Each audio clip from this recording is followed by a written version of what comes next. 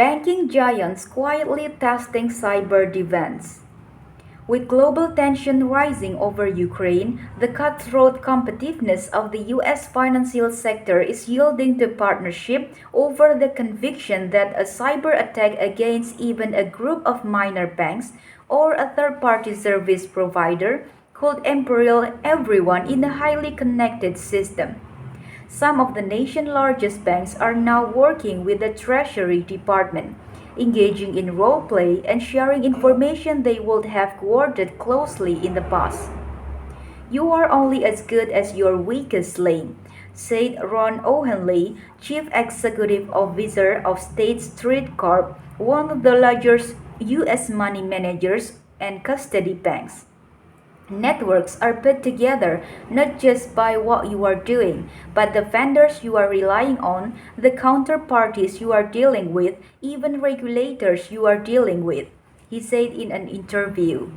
As part of a broader move aimed at strengthening defense, Treasury officials late last month gathered executives of several top banks and practiced how they would reach one another and work together across a range of cyber attack scenarios. That simulation exercise, which hasn't been reported before, include JP Morgan Chase and Co., Bank of America Corp., and Morgan Stanley. It ran through 5 hypothetical threat levels, ranging from minor assaults to a full-scale onslaught on multiple banks and critical payment systems.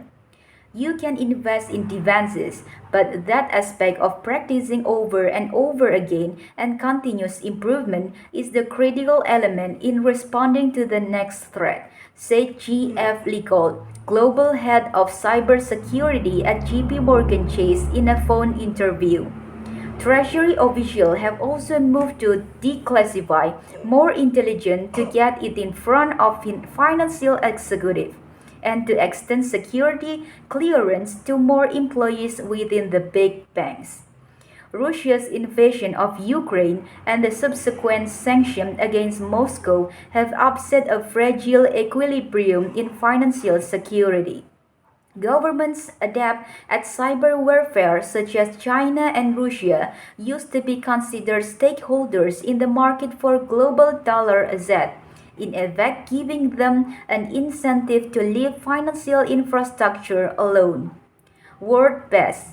What was different about Russia-Ukraine was the potential threats were not only obvious, but you had a player that was reputed to be the best in the world at it in terms of cyber threats, said State Street O'Hanley.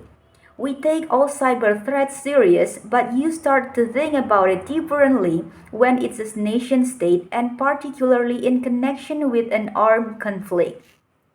The Treasury also knew the threat landscape was shifting late last year, as they mapped out the sanctions to be unleashed in the event of invasion of Ukraine. Officials concluded that cyber attack preparation needed to step up.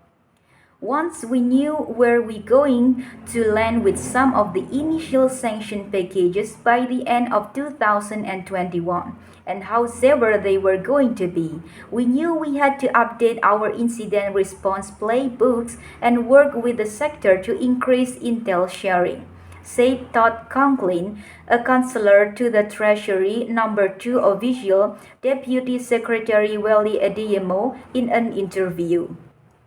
It's part of a steady expansion of a public-private partnership around cyber attack response. The Cybersecurity Infrastructure Security Agency, CISA, part of the Department of Homeland Security, was founded in 2018 as the lead agency for cyber protection. Nevertheless, Adeyemo said Treasury Secretary Janet Yellen instructed him on her first day to make cybersecurity a priority. Adeyemo has drawn from past financial crises, which made clear how the bank's interconnectedness makes them vulnerable.